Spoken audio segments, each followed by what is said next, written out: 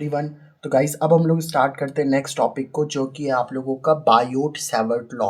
है ना, कई लोग इस टी को साइलेंट बोलते हैं, है ना, कि टी आपका साइलेंट है, इसको बायो सेवर्ट लॉ पढ़ो। कोई बायोट बोलता है, कोई दिक्कत नहीं है बेटा, आप इसको कुछ भी बोल सकते हो, टेंशन नहीं है, ठीक है। बायोट बोलो बायो बोलो, एक ही बात है, आपको लॉ समझ में आना चाहिए, ठीक है। अब मैं आपको समझाता हूँ कि ये बायो सेवर्ट लॉ क्या होता है, ठीक है। देखो बेटा, जैसे मान लो आपके पास में ना क्या लेट से इस तरीके से एक वायर है। इस वायर में मान लो आपका कोई करंट जा रहा है, ठीक है। तो इस ये वायर कैसी वायर है बेटा आप लोगों की, ये आपके पास में करंट कैरिंग वायर है, ठीक है। अब इस करंट कैरिंग वायर में देखो बेटा, इस वायर की वजह से ना, जैसे ये आप लोगों की जो वायर है ना, इस वायर से आर डिस्टेंस की दूरी पे, मान लो यहाँ पे कोई आप लोगों का क्या है, ऐसे आर डिस्टेंस की दूरी पे लेट से हमारे पास में, वैसे मैंने जनरलाइज केस लेना था बट चलो कोई नहीं, मान लो ऐसा मान लेते हैं इसको, ठीक है। आर डिस्टेंस की दूरी पे, जो कि आप लोग का थीटा एंगल पे होगा, वैसे 90 का लग रहा होगा आपको, बट अब इसको थीटा मान लो, मतलब आप इसको ऐसे समझना। जैसे मान लो ये आपके पास में वायर है ना, ये आपके पास में वायर है ना जिसमें आई करंट जा रहा है, तो इससे थीटा एंगल पे, क्योंकि अब आपको थीटा एंगल बनता हुआ दिख रहा होगा यहाँ पे, ठीक है। तो यहाँ पे आप इसको अभी थीटा मान लो, बट मैं उसको वो नहीं करना चाह रहा, और मिटाना नहीं चाह रहा, आप थीटा लिख दो इसको, ठीक है। ये थीटा एंगल है, ठीक है। इससे आर डिस्टेंस, मतलब थीटा एंगल आर डिस्टेंस की दूरी पे, यहाँ पे मान लो कोई आपका पॉइंट है पी, है ना, तो लेट से यहाँ पे आप लोगों का क्या पॉइंट है, पी पॉइंट है।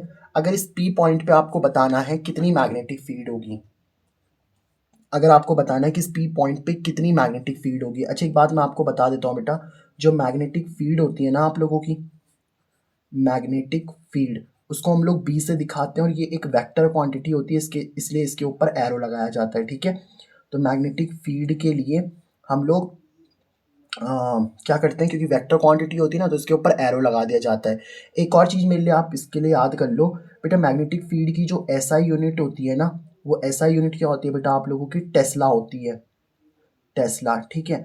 देखो बेटा, मैग्नेटिक फील्ड की और भी बहुत सारी यूनिट होती हैं, बट अभी के लिए आप बस ये टेस्ला वाली यूनिट याद रखो, क्योंकि बाकी की जो यूनिट्स है ना, मैं आने वाले लेक्चर्स में आपको ज़रूर याद करा दूंगा, टेंशन मत लेना, ठीक है। अब देखो, इस वायर की वजह से आर डिस्टेंस की दूरी पे ये जो पी पॉइंट है ना, तो इस पूरी वायर की वजह से इस पी पॉइंट पे मैं मैग्नेटिक फील्ड नहीं बता सकता। जो ये आपका बायो सेवर्ट का लॉ है ना, ये बायो सेवर्ट का लॉ क्या कहता है बेटा, कि जो पूरी वायर है ना आप लोगों की, इस पूरी वायर की वजह से आप इस पी पॉइंट पे मैग्नेटिक फील्ड नहीं बता सकते। आप क्या करो, इस वायर पे ना ऐसे छोटे छोटे क्या करो, छोटे छोटे मतलब छोटी छोटी लेंथ काटो। जैसे मान लो आपने यहाँ पे एक छोटी सी लेंथ काटी। अब देखो बेटा, अगर पूरी लेंथ एल होती है ना, तो छोटी सी लेंथ को हम लोग क्या बोल सकते हैं, डी एल। यहाँ पे आपने और छोटी सी लेंथ काट ली, मान लो वो छोटी सी लेंथ काट रहा हूँ मैं यहाँ पे, ठीक है, ऐसे छोटी सी लेंथ काटी, तो यहाँ पे मैंने क्या बोल दिया, इसको डीएल बोल दिया। यहाँ पे भी मैंने क्या बोल दिया आप लोगों को, छोटी सी लेंथ क्या बोल दिया आप लोगों की, डीएल।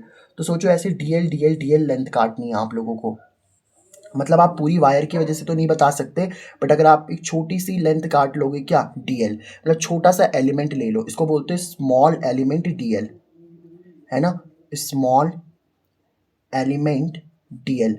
तो इस स्मॉल एलिमेंट डीएल की वजह से आप इस पी पॉइंट पे मैग्नेटिक फील्ड बता सकते हो।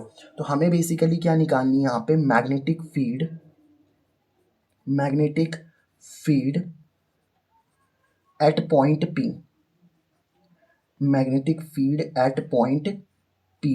इस पी पे अगर आपको मैग्नेटिक फील्ड निकालनी है।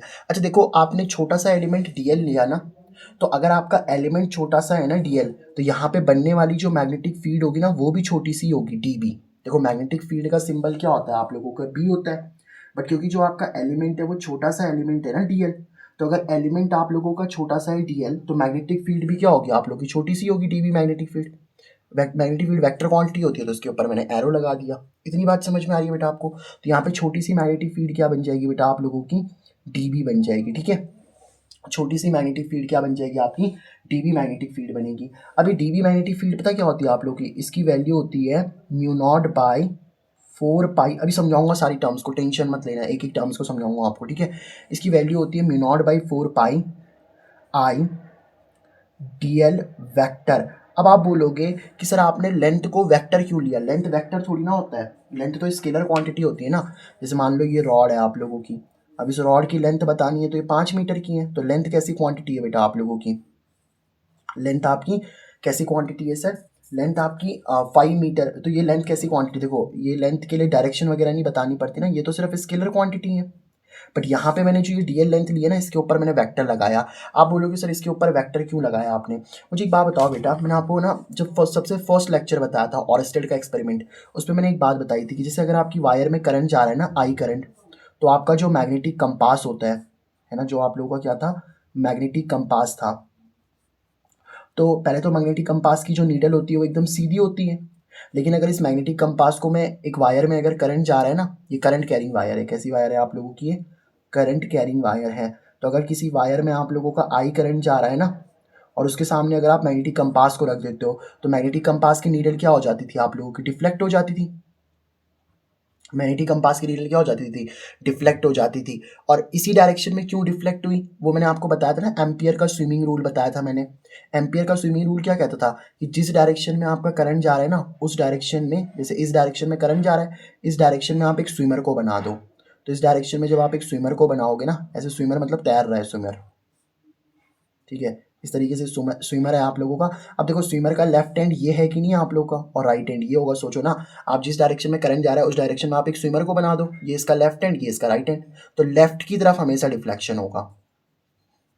लेफ्ट हैंड की तरफ क्या होगा आप लोगों का, हमेशा डिफ्लेक्शन। मतलब ये जो मैग्नेटिक कंपास है इस डायरेक्शन में डिफ्लेक्शन नहीं करेगा, इस डायरेक्शन में लेफ्ट की तरफ क्या करेगा यहाँ पे, डिफ्लेक्शन करेगा। अच्छा मान लो वायर में आपका करंट ऐसे जा रहा है, तो अब अगर वायर में आपका करंट ऐसे जा रहा है, तो देखो जिस डायरेक्शन में करंट जा रहा होता है उस डायरेक्शन में आपको क्या बनाना होता है, स्विमर। तो इस डायरेक्शन में जा रहा है ना इस बार तो करंट, तो इस डायरेक्शन में स्विमर को बनाओ यार।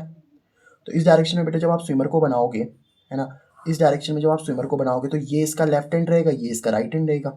तो अब डिफ्लेक्शन देखो इस डायरेक्शन में हो रहा है कि नहीं हो रहा, लेफ्ट हैंड इधर की तरफ है ना, इधर तो राइट हो गया। अब देखो पहले लेफ्ट इधर था, तो लेफ्ट इधर की तरफ डिफ्लेक्शन हुआ। अब राइट, अब इधर तो राइट हो गया ना आप लोग को, देखो इधर से, इधर आपका राइट है, इधर लेफ्ट है, तो इस तरफ डिफ्लेक्शन हुआ। मतलब कहीं पे भी देखो आप, तो मैग्नेटिक कंपास में क्या होता है आप लोगों का, मैग्नेटिक कंपास की नीडल में, मैग्नेटिक कंपास की नीडल में क्या हो रहा है आप लोगों का, डिफ्लेक्शन हो रहा है ना। और ये किस पे डिपेंड कर रहा है भाई, ये देखो करंट की डायरेक्शन पे डिपेंड करता है कि नहीं करता, ये सर किसकी डायरेक्शन पे डिपेंड कर रहा है बेटा आप लोगों का, करंट की डायरेक्शन में। देखो ना करंट की डायरेक्शन ऊपर थी तो डिफ्लेक्शन इधर हुआ, करंट आपका नीचे गया तो डिफ्लेक्शन इधर हो गया।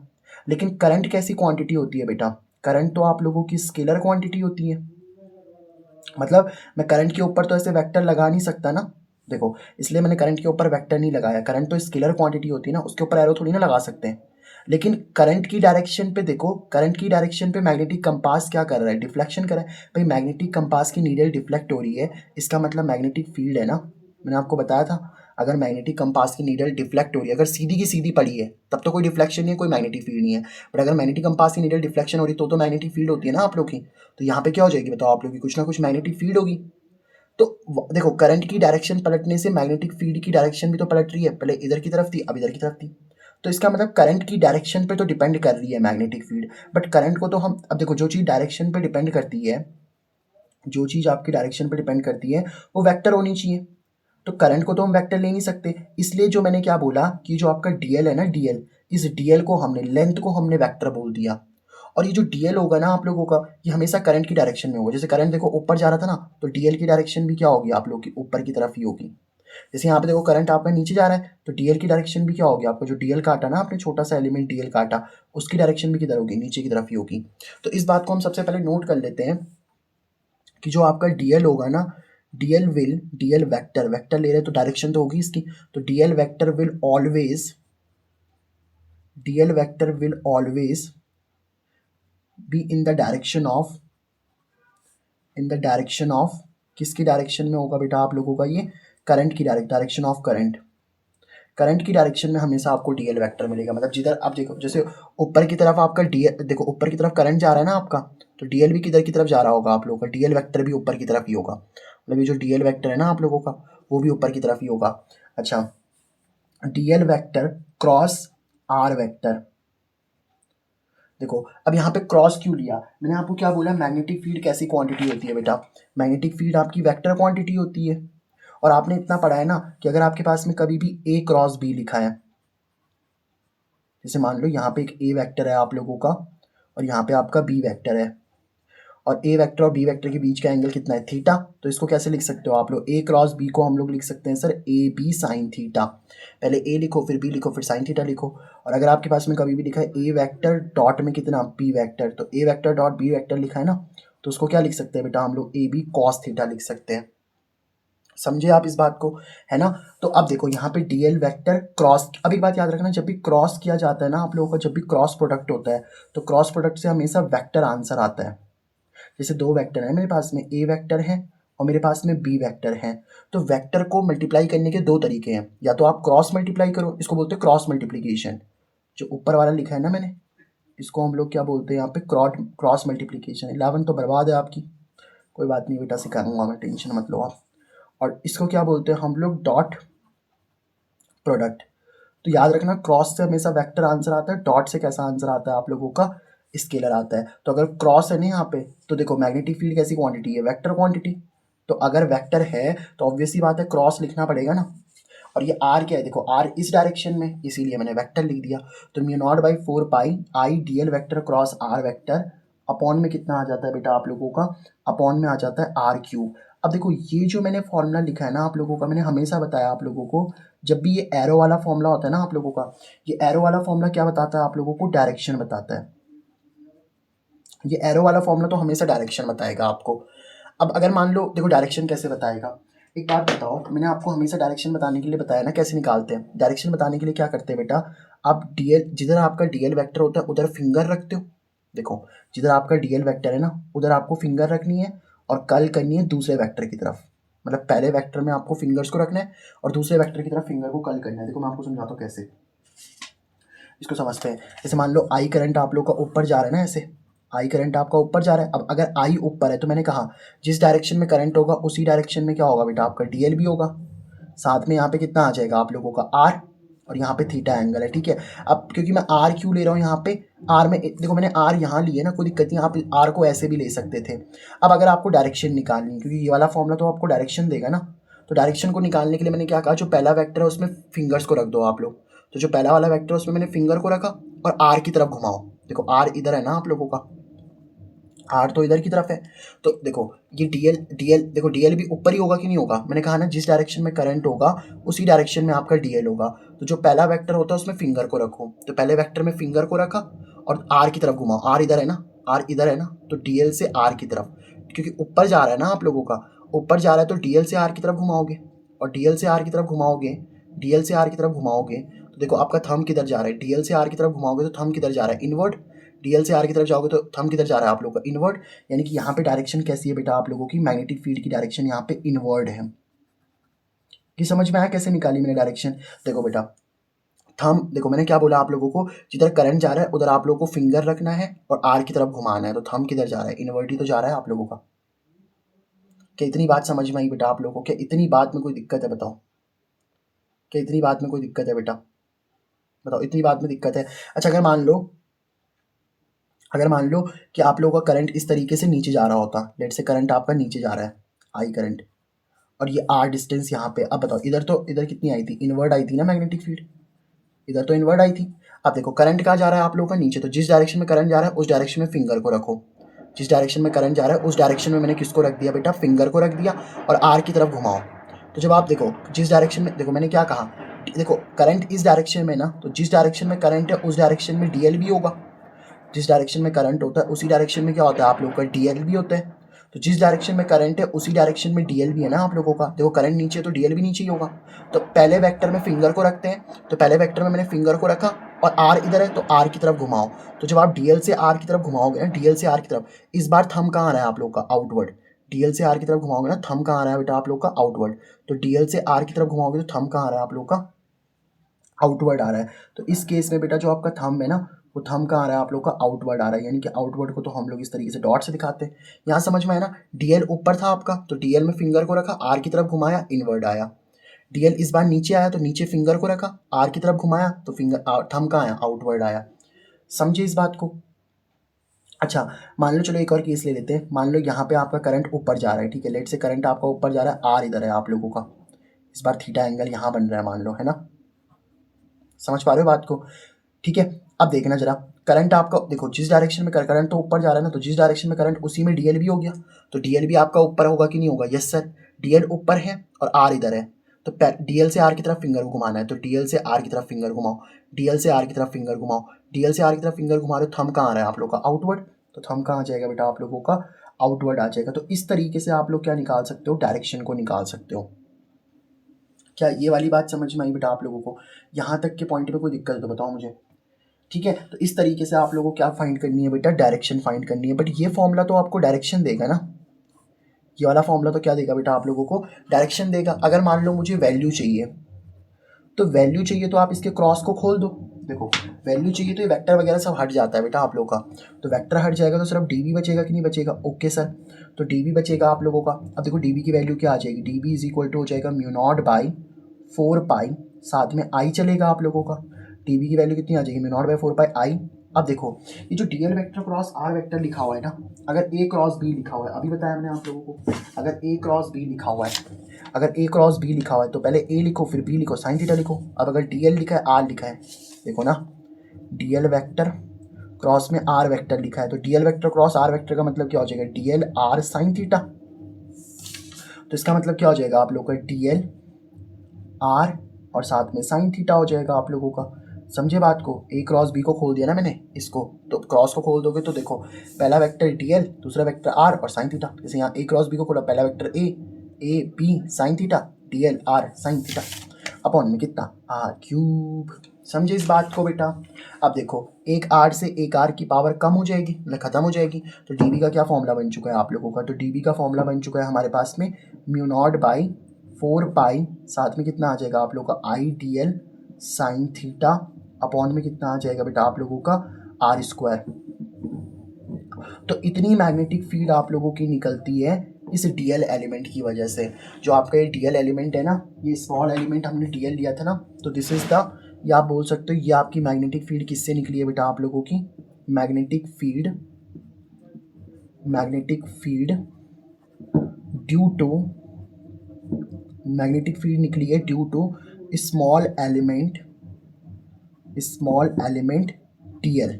स्मॉल एलिमेंट डीएल की वजह से इतनी मैग्नेटिक फील्ड, छोटी सी मैग्नेटिक फील्ड ही निकली है ना, स्मॉल मैग्नेटिक फील्ड बोलेंगे इसको भी, है ना? अभी बात बताओ, आप बोलोगे सर यहाँ पे तो छोटी सी मैग्नेटिक फील्ड निकली है ना, यहाँ पे बेटा क्या निकली है आप लोगों की? छोटी सी मैग्नेटिक फील्ड निकली है। अब अगर मुझे पूरी मैग्नेटिक फील्ड चाहिए होती, तो पूरी मैग्नेटिक फील्ड के लिए आपको पता है ना क्या करते हैं? देखो जैसे ये वायर थी, इस वायर में करंट आई जा रहा है, आपने एक छोटा एलिमेंट काटा डीएल, फिर एक और छोटा एलिमेंट काटो डीएल, फिर एक और छोटा एलिमेंट काटो डीएल, फिर एक और छोटा एलिमेंट काटो डीएल।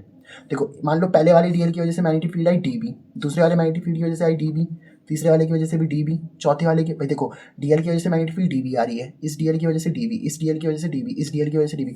अब इन सारी डीबी को जोड़ दो, सोचो ना, सारे dB plus dB plus dB plus में कितना? डीबी, इन सारे डीबी को जोड़ दो तो टोटल भी आ जाएगा कि नहीं आ जाएगा? बताओ भाई, डीबी जोड़ोगे तो टोटल मैग्नेटिक फील्ड आ जाएगी कि नहीं आ जाएगी? तो अगर हमें टोटल मैग्नेटिक फील्ड निकालनी है ना, और देखो ये जो सम होता है ना, सम क्या होता है बेटा आप लोगों का? सम होता है इंटीग्रेशन का मतलब ही होता है सम। तो अगर आपको टोटल मैग्नेटिक फील्ड निकालनी है ना, तो उसके लिए आपको इस डीबी का इंटीग्रेशन कर देना है। तो इंटीग्रेशन अगर आप डीबी का कर दोगे ना, अगर आप देखो ये डीबी है ना बेटा आपका, इस डीबी का अगर आप इंटीग्रेशन कर दोगे ना, तो आपको नेट मैग्नेटिक फील्ड मिल जाएगी। बी नेट का मतलब क्या होता है? बी नेट का मतलब होता है बेटा total magnetic field, total MF मिल जाएगा। एमएफ मतलब magnetic field, total magnetic field. और डीबी की वैल्यू कितनी आई है आप लोग की? ये वाली, तो ये वैल्यू लिख दो, integration mu not by 4 pi I D L sine theta upon में कितना? R square. इसको आपको क्या करना पड़ेगा बेटा? इंटीग्रेट करना पड़ेगा, है ना? तो अगर आप डीबी को इंटीग्रेट, ये इंटीग्रेशन का साइन होता है, पता है ना आपको? इस तरीके से जो बायोलॉजी वाले बच्चे होते हैं ना, उनको पता तो होता है यार इतना। चलो तो डीबी का इंटीग्रेशन करोगे, ये आई है बेटा, ठीक है? तो डीबी का इंटीग्रेशन करो तो टोटल मैग्नेटिक फील्ड आ जाएगी आप लोग की। कोई दिक्कत समझते हैं? पानी बताओ मुझे, पानी तो है सर, पानी पी लो बेटा, कोई दिक्कत नहीं, पानी पीना चाहिए, जल ही तो जीवन है। चलिए इतनी बातें आपको समझ में आई। तो अगर आपको टोटल मैग्नेटिक फील्ड करनी है तो आप इंटीग्रेशन कर सकते हो, वो हम नेक्स्ट लेक्चर में करेंगे भी। मैं 2 केसेस पढ़ाऊंगा आप लोगों को, एक तो डिलीट कर दिया शायद सीबीएसई ने, तीसरा वाला केस था पूरी वायर की वजह से निकालना। चलो कोई नहीं, जितना अपने सिलेबस में उतना तो करें, इतनी बात समझ में आई आपको। और डायरेक्शन भी मैंने निकाल के बताई थी ना आपको। देखो जिस डायरेक्शन में करंट जा रहा है उस डायरेक्शन में थंब रख लो, नहीं सॉरी, जिस डायरेक्शन में करंट जा रहा है उसी डायरेक्शन में आप लोग का डीएल भी है, और डीएल से आर की तरफ फिंगर को घुमाओ, तो डीएल से आर की तरफ फिंगर घुमाओगे तो इनवर्ड मैग्नेटिक फील्ड आ रही है ना, तो मैग्नेटिक फील्ड इनवर्ड आ रही है। तो चलो मैं बता ही दिया आप लोगों को। तो बायो सेवर्ट लॉ समझ में आया आप लोगों को। ओके, अब इसकी बात करते हैं बेटा जरा।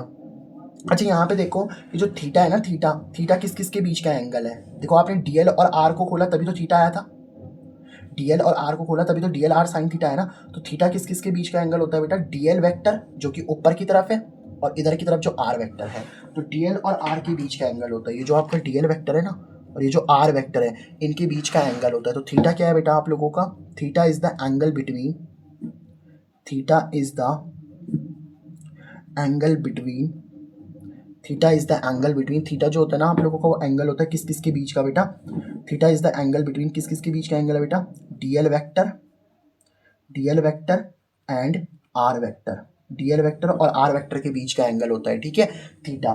मैग्नेटिक फील्ड की यूनिट याद जरूर रख लेना बेटा, ठीक है। ऐसा यूनिट क्या होती है मैग्नेटिक फील्ड की, टेस्ला। अच्छा सीजीएस यूनिट कोई पूछ ले आपको, ये सब समझते हो ना, सीजीएस यूनिट, ऐसा यूनिट, बड़े बच्चे हो गए यार आप तो। अरे जैसे लेंथ है, लेंथ की ऐसा यूनिट क्या होती है बेटा, मीटर, और सीजीएस यूनिट क्या होती है, सेंटीमीटर। तो वैसे ही मैग्नेटिक फील्ड की ऐसा यूनिट क्या होती है, टेस्ला, और सीजीएस यूनिट क्या होती है बेटा इसकी, गॉस। समझ तो पा रहे हो ना, ऊपर से तो नहीं निकल रहा, समझाता हूँ बेटा, टेंशन मत लो यार, मेरे बच्चे ना पढ़ते लिखते हैं नहीं 11th में, तब बोलते सर 12th में बेसिक से पढ़ाना। कोई नहीं बेटा, बेसिक से ही तो पढ़ रहे हैं हम, इससे ज़्यादा बेसिक पढ़ना है क्या, इससे ज़्यादा बेसिक भी पढ़ा सकता हूँ मैं, कोई दिक्कत नहीं है। ऐसे पढ़ेंगे ONE1, है ना, ऐसे नहीं पढ़ना सर, इतना तो आता है अपने को। तो 1 टेस्ला इज इक्वल टू, जैसे आपको एक बात पता है ना, देखो मैं आपको बताता हूँ, जैसे ये लेंथ है बेटा, लेंथ, ये रॉड की कोई ना कोई लेंथ तो होगी ना। ओके सर, तो लेंथ की यूनिट क्या होती है बेटा आप लोग की, मीटर होती है कि नहीं होती। तो अगर 1 मीटर होता है आप लोगों का, तो 1 मीटर में 100 सेंटीमीटर होते हैं, पता है ना, इतनी बड़ी बात, बहुत बड़ी बात है सर ये तो। 1 मीटर में 100 सेंटीमीटर होते हैं, आज ही पता चला मुझे तो। ओके बेटा, तो 1 टेस्ला इज इक्वल टू होता है सर 10 की पावर 4 गॉस। समझ पा रहे हो बात को, 1 टेस्ला इज इक्वल टू 10 की पावर 4 गॉस। लेंथ की ऐसा यूनिट होती है मीटर, और सीजीएस यूनिट क्या होती है बेटा आप लोगों की, सीएम, यानी कि सेंटीमीटर। तो 1 tesla is equal to 10 to the power 4 gauss. इसको भी लिख दो यार कहीं पे, इसको भी आप नोट करके कहीं पे लिख दो कि 1 टेस्ला इज इक्वल टू कितना होता है बेटा आप लोगों का, 1 टेस्ला इज इक्वल टू होता है 10 की पावर 4 गॉस होता है, ठीक है सर। कौनो दिक्कत समस्या पानी नहीं होगी। चलो अब एक और चीज़ मैं आपको बताता हूँ, ये जो म्यू नॉट बाई 4 पाई है, वैसे तो बेटा इसकी जो चर्चा है ना, इसका डिस्कशन मैं आपको 5th चैप्टर में ज़रूर करवाऊंगा, बहुत अच्छे से करवाऊंगा, टेंशन मत लेना। बट अभी मैं आपको आपके लिए बता देता हूँ कि जो म्यू नॉट बाई 4 पाई होता है ना बेटा, इसका अभी थोड़ा सा नाम जान लो बस, कोई दिक्कत नहीं, घबराना मत इस चीज़ को देख करके। मैं 5th चैप्टर में ना आपको वापस बोलूंगा बेटा ये चीज़ है। अभी इस चैप्टर में इतना इसका यूज़, जितना यूज़ होता है उतना तो मैं बता दूंगा आपको। देखो ये जो म्यू नॉट बाई 4 पाई होता है ना बेटा आपका, इसको हम लोग बोलते हैं permeability of free space, permeability of free space. बस मैं अभी के लिए आपको कहूँगा इसका नाम याद रख लो, बस मैं आपको ना इसको डिटेल में पढ़ाऊंगा 5th चैप्टर में, ठीक है। तो म्यू नॉट बाई 4 पाई का नाम क्या होता है, परमियाबिलिटी ऑफ फ्री स्पेस, या फिर वैक्यूम, वैक्यूम मतलब जिधर कोई भी पार्टिकल नहीं होता। प्लीज़ अभी के लिए आप क्या मेरे लिए इतनी चीज़ कर सकते हो, अभी के लिए बस इसको लर्न कर लो कि इसका नाम क्या होता है, परमियाबिलिटी ऑफ फ्री स्पेस या फिर वैक्यूम होता है। इसकी वैल्यू वगैरह मैं आपको बता देता हूँ, बट इसका जो एक्चुअल फील है ना, वो फील मैं आपको 5th चैप्टर में ही दे पाऊंगा। समझ पा रहे हो बात को, मैं पढ़ाता ही बच्चों को 5th चैप्टर में हो से, ठीक है। तो म्यू नॉट बाई 4 पाई की वैल्यू याद रखना बेटा, वो होती है 10 की पावर माइनस का 7। तो ये म्यू नॉट बाई 4 पाई की वैल्यू होती है बेटा आप लोगों की 10 की पावर माइनस 7। अच्छा सोचो, अगर मुझे सिर्फ म्यू नॉट की वैल्यू निकालनी होती है यहाँ से, अगर आपको सिर्फ म्यू नॉट की वैल्यू निकालनी है आप लोगों को, ठीक है, अगर आपको सिर्फ म्यू नॉट की वैल्यू निकालनी है। अच्छा यहाँ पे एक बात याद रखना, परमियाबिलिटी ऑफ फ्री स्पेस या वैक्यूम को म्यू नॉट बोलते हैं ना, म्यू नॉट। ये म्यू नॉट बाई 4 पाई पूरा मत समझना, 4 पाई तो कांस्टेंट है, इस म्यू नॉट को बोलते हैं, इस म्यू नॉट का नाम क्या होता है, परमियाबिलिटी ऑफ फ्री स्पेस या फिर वैक्यूम, ठीक है। 4 पाई तो कांस्टेंट है ना बेटा, तो म्यू नॉट का नाम होता है, इसको म्यू पढ़ते हैं, म्यू, म्याऊ मत पढ़ लेना, म्यू पढ़ते हैं इसे, म्यू, ठीक है, म्यू। तो म्यू को म्यू क्या बोलते हैं बेटा, और ये जीरो को नॉट पढ़ते हैं, ठीक है। क्या क्या बेसिक बातें बतानी पड़ती हैं आपको, कोई बात नहीं बेटा, हम बताएंगे आपको। तो mu not, mu naught, mu naught, okay. Mu zero भी बोल देते हैं कई बच्चे, कोई दिक्कत नहीं है। तो म्यू नॉट की वैल्यू कितनी हो गई बताओ आप लोग की म्यू नॉट का नाम क्या हो गया, पहले तो नाम याद रखना है इसका, परमियाबिलिटी ऑफ फ्री स्पेस या फिर वैक्यूम। और म्यू नॉट की देखो वैल्यू निकाल सकते हो आप लोग यहाँ से, ओके सर निकाल सकते हैं। पहले देखो 4 पाई यहाँ डिवाइड में उधर जाके मल्टीप्लाई हो जाएगा, तो 4 पाई इंटू में डिवाइड में था ना, उधर जाके मल्टीप्लाई हो जाएगा 10⁻⁷। इसकी यूनिट निकालना जरा।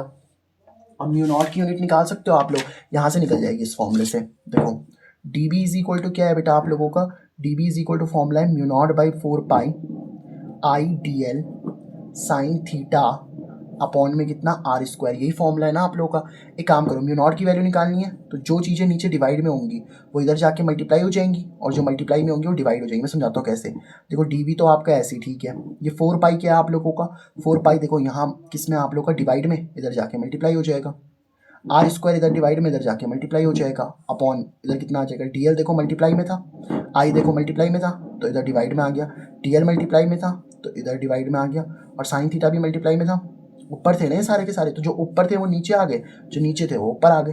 तो साइन थीटा ऊपर है तो नीचे आ जाएगा, और इधर कितना बचेगा आप लोगों का, म्यू नॉट ही तो बचेगा। अच्छा डी बी क्या है, मैग्नेटिक फील्ड।